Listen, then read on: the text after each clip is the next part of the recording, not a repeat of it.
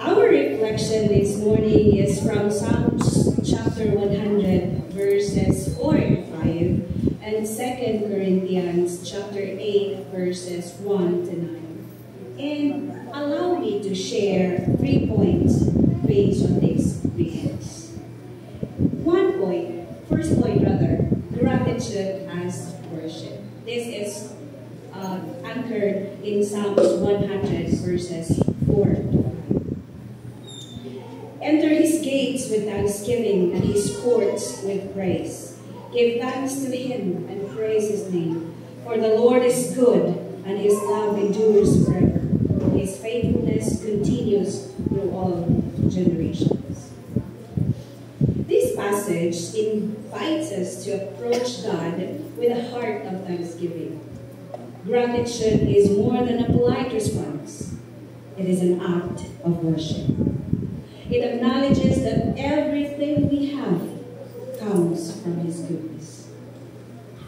The word gratitude. Ang pagpasalamat may usa ka buhat sa pag-ila o paghatag bili o respeto sa panalangin na atong nadawat. Kaniadto kung ang usa ka tawo magpasalamat sa nagahatag, tubagon kini og kids, unsay tubag?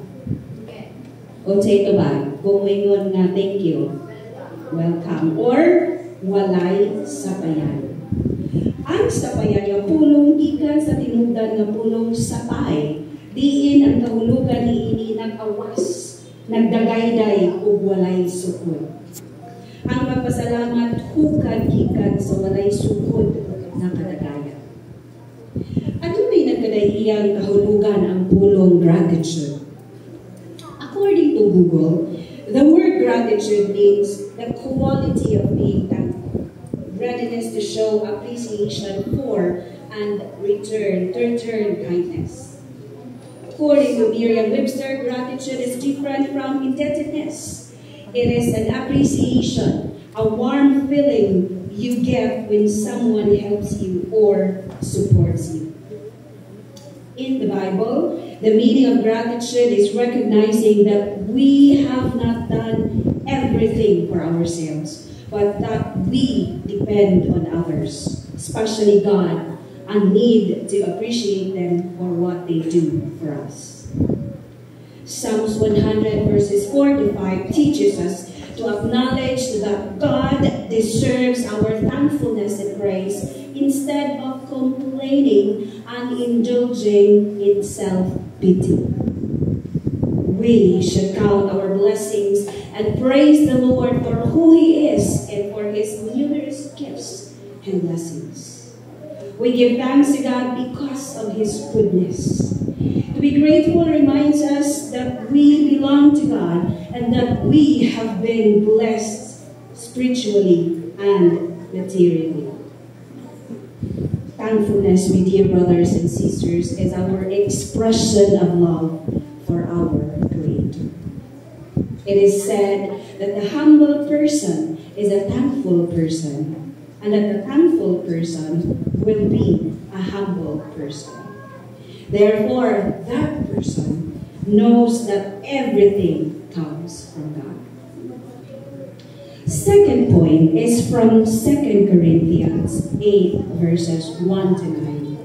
Generosity as an overflow of grace. Paul speaks of the churches in Macedonia who, despite severe trials and extreme poverty, demonstrated rich generosity. What empowered them?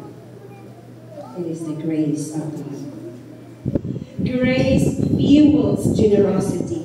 Generosity is not about the size of your resources, but the state of your hearts. The Macedonian churches gave joyfully and sacrificially because they give first themselves to the Lord. Christ as an ultimate example. Verse 9 reminds us of Jesus, who, though rich, became poor for our sake, so that through his poverty we might become rich. His selfless love calls us to reflect His grace through acts of kindness and generosity. Now, the word generosity is defined as the quality of being kind and generous. Paul's writing about the believers in the region of Macedonia gave us a spiritual insight of generosity. It was said in 2 Corinthians 8, verses 1 to 9, they have given generously to meet the needs of the suffering Christians in Jerusalem. Despite affliction and poverty, they gave beyond their means. Again, the Macedonians were experiencing so much poverty, yet they become example of generosity to the whole body of churches. Paul wrote that generosity is a special grace given by God. Ang tinuod nga pagkamangihatagon, dili masukod diha sa kandidat sa imong gihatag.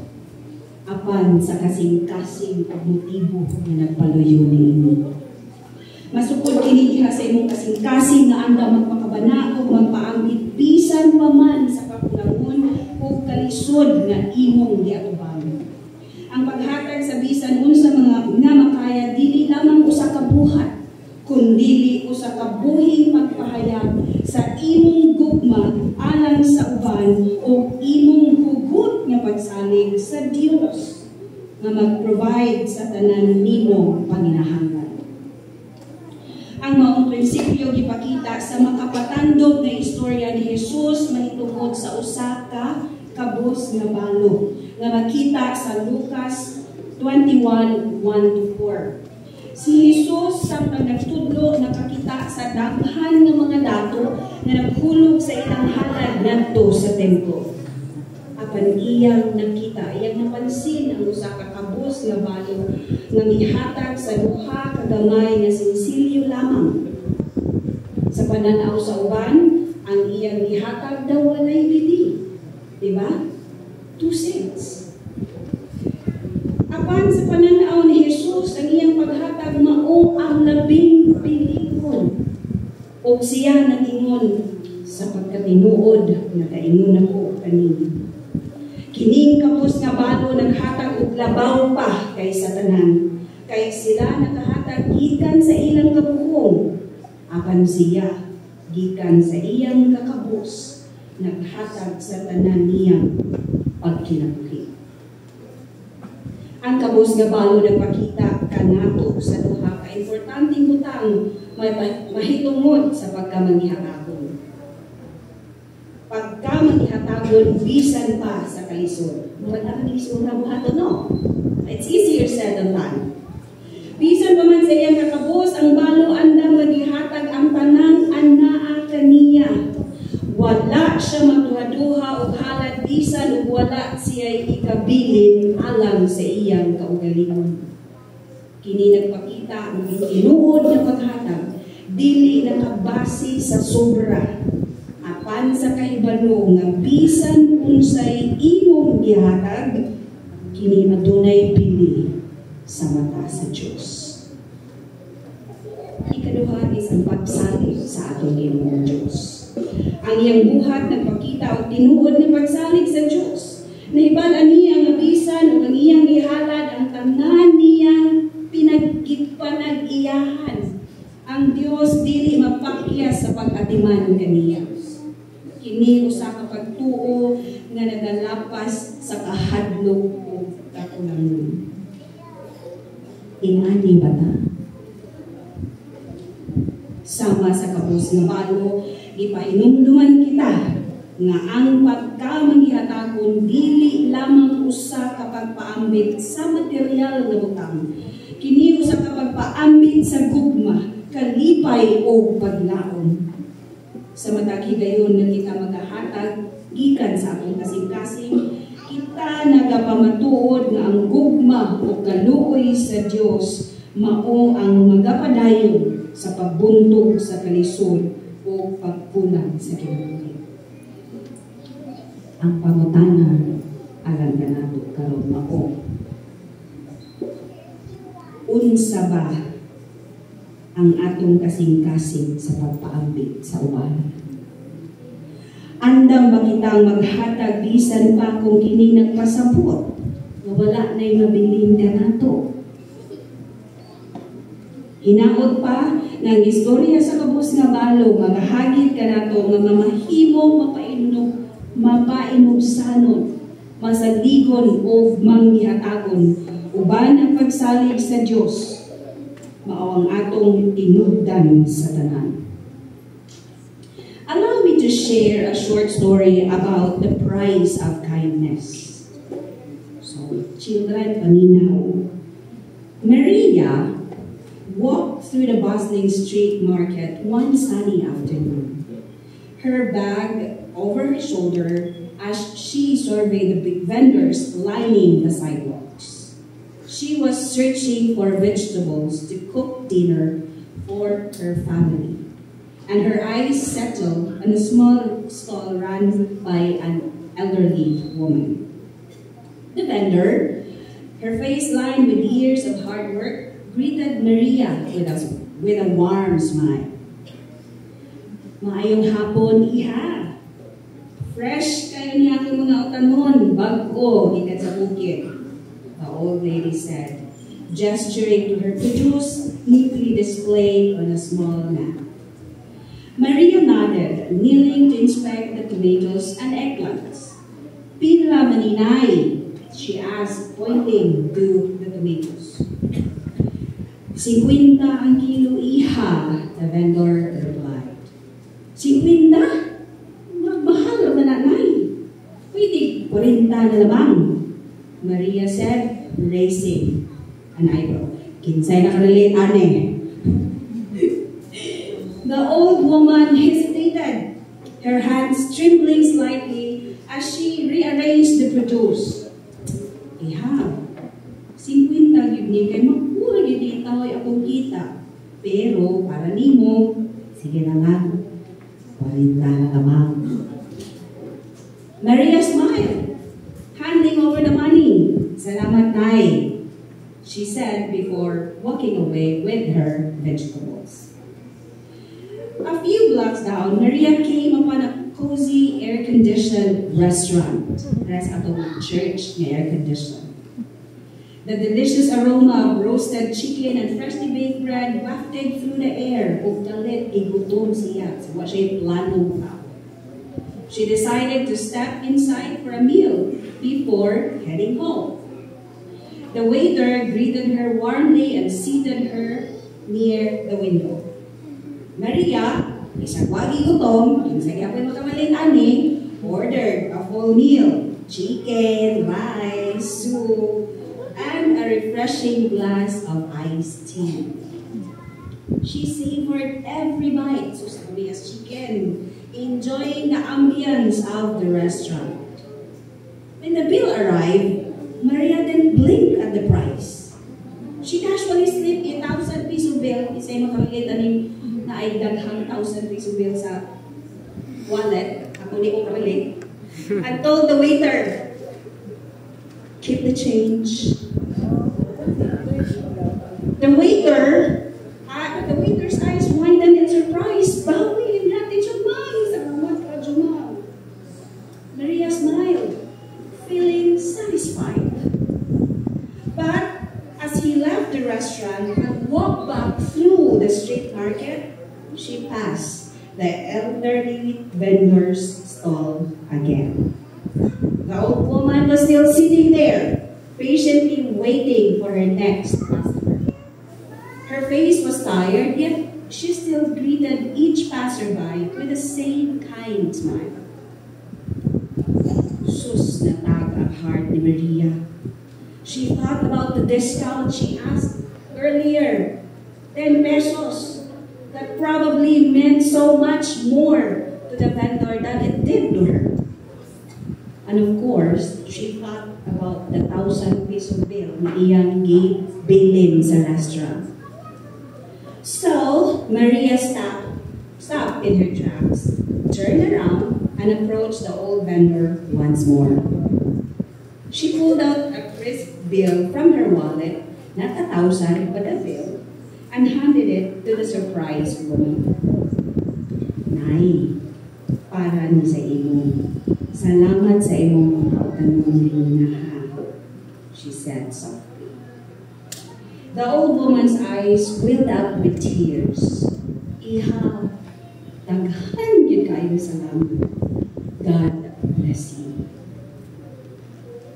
As Maria walked away, she felt a sense of clarity. Kindness didn't have to be grand, it needed to be fair. And often the ones who needed it most were the ones who quietly endured life's hardest struggles. From that day on, Maria resolved to always value the people she met, not by the size of their business or by the price of their goods, but by the heart they put into their work. Ang generosity dili pagpasikat. A generous person is kind. And kindness in the Bible means to do good and giving help to the needy and to the afflicted and lend a helping hand, expecting nothing in return. In church, we can be generous by giving our lives and the first fruit of our labor. Marami nakita na rin ng mga itlog, mga bugas, sa panaginghan. Our offerings are expressions of our love to God and not an obligations. I hope po ang obligate ng putang na rin ko sa katrain itlog. We give because we believe that God blesses us and we are grateful for His love and care for us. Amen? Amen. Third point. Ako ko dyan taas kay taas ako mga mitri studio. Kasuli lang po maligong pastor kay perting taasas akong sermon. Gratitude and generosity together. They are intertwined. A grateful heart naturally overflows in giving, and a generous spirit deepens our gratitude. Both reflect the character of Christ and brings us closer to His image. When we are thankful for God's faithfulness, we become eager to share His blessings. When we emulate Christ's sacrificial love, we magnify His grace to others. So let's apply these teachings into our lives. I also have 3 points. 1. Cultivate a heart of gratitude. Begin each day with a conscious effort to focus on the blessings that surround you. Pause to reflect on God's unwavering faithfulness, whether it's found in the warmth of the morning sun gently touching your face, the laughter of a friend and family who bring joy to your life, or the countless opportunities that come your way, both big and small. Gratitude is not something that grows automatically. It flourishes when we deliberately notice even the seemingly insignificant details of God's provision. This intentional practice transforms our perspective. Instead of dwelling on what we lack or what we feel is out of reach, we begin to see the abundance already present in our lives. The more we choose to be grateful, the more our heart aligns with the truth that God's goodness and mercy follow us every day. Let Thanksgiving become more than just a passing moment of prayer or a Thanksgiving Sunday. Make it a lifestyle, a constant rhythm that beats in your heart and overflows into your words and actions. Gratitude shifts our focus away from temporary struggles and toward eternal assurance of God's love. It teaches us to trust His plan and rejoice in His blessings, no matter the circumstances. In doing so, we not only honor God, but also inspire those around us to see life through the lens of thankfulness and hope. Second, practice generosity. Generosity is more than giving money. It's about living with an open heart and hand. Ang pagkamaabi-abihon o pagkamanghinatahon dili lang mahitungod sa paghatag og kwarta. Kini usa ka kinabuhi nga bukas ang kasing-kasing og kamot para sa uban. Makalantaw kita sa mga opportunity nga makatabang bisan pa sa pinaka-simple na paagi. Of course, maayo makatabang tano o financial sa usa ka tawo nga nanginahanglan. Apan importante usab ang paghatag og panahon aron maminaw sa usa ka amigo or gamiton ang atong talento sa pagserbisyo sa uban. Usahay bisan usa lang ka simpleng tulong nga makadasig o usa ka buhat nga mapainusanon makahatag na kana og dagkong kahulugan o pili. Sometimes, a simple word of encouragement or an act of kindness can make a lasting impact. Ang tinud-anay nga pagkamanghihatawon magapakita sa mahigugmaong gugma sa Ginoo. O sa paggugma nga walay pagtungod o walay pagpaabot og balos. Kini nagpadaghan sa atong kalipay, dili lang sa nakadawat, apan labaw pa sa naghatag. Ang pagbuhat o maayos sa apan naghatag og buhi nga buhat sa gugma sa atong Ginoo. Usa ka paagi nga makita o mabati sa uban ang iyang presensya sa ilang kinabuhi. Kung magkinabuhi ka nga adunay tumong nga panalanginan, makapanalangin sa uban, makita nimo nga ikaw mismo ang mahatagan ng dako nga panalangin. Pero adyo naman po na ninyo mo ang motivation kaya naingon na ba ito o mahatag ta kay panalanginan tanong. Conditional na kayo na. Ang paghatag dili lang mga puno sa uban apan nagapuno usab sa atong kasing-kasing sa kalipay o pagpasalamat.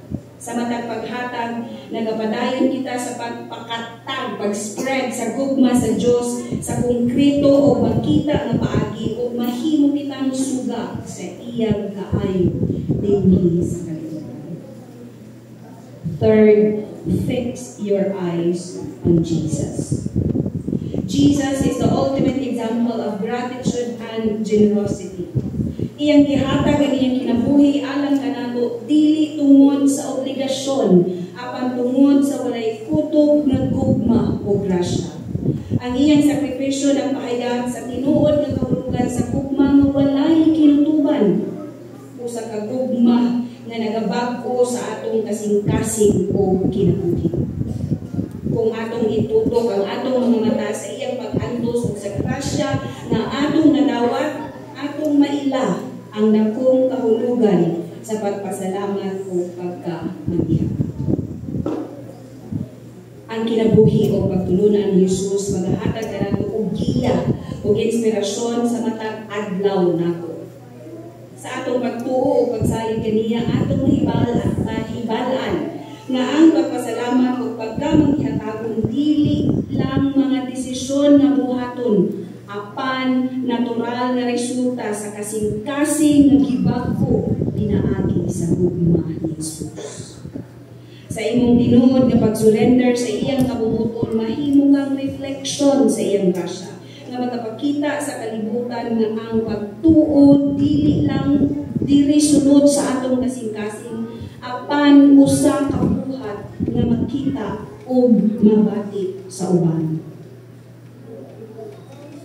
Usa ka pamanadtog nag-ingon nga ang paghatag adunay proseso. Kini nagalangkob sa tulo ka mga yugto nga nagpakita sa pag-uswag sa atong kasing-kasing o pananaw bahin sa paghatag. Una, hatag aron ka sa kitan.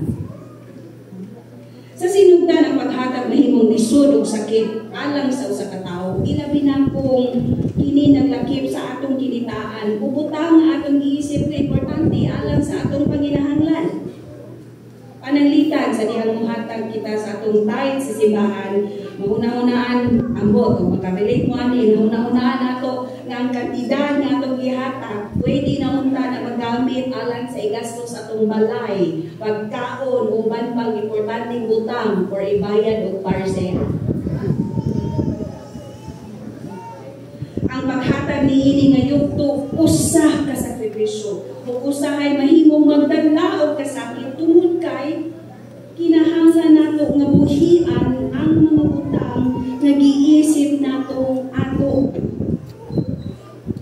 Ikaduha, hatag hangtod dili nakasakitan.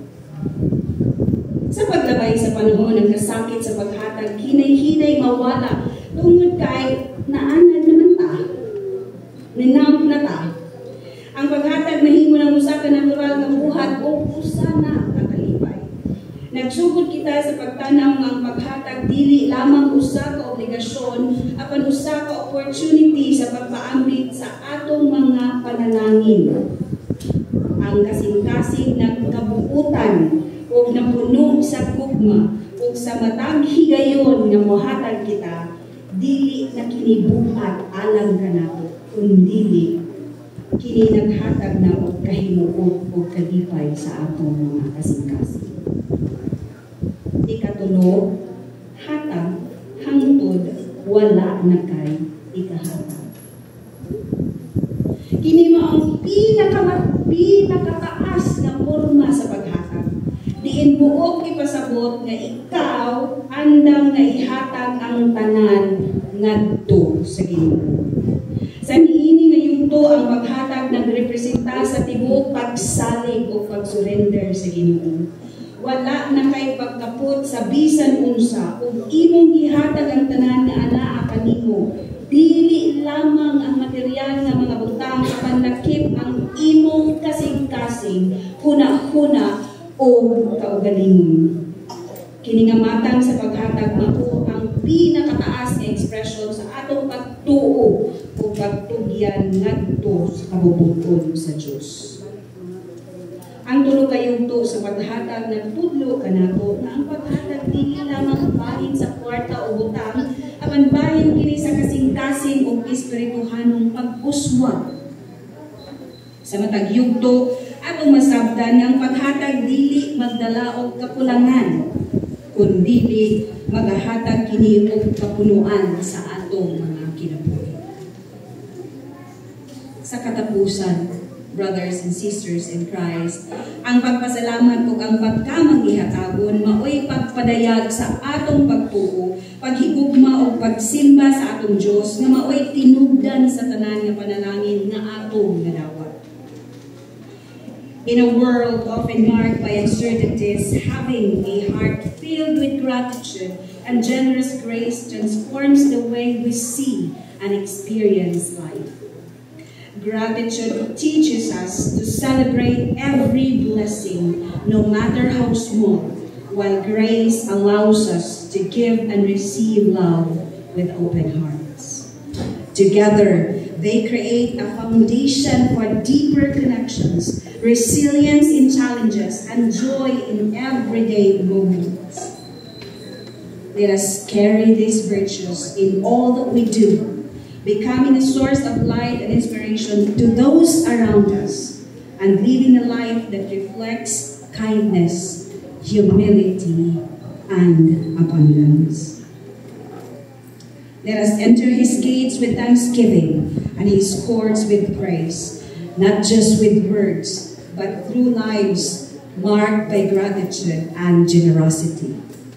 As we give thanks for His enduring love, let us live out the grace He has given us, remembering that our greatest example is Christ Himself. Amen.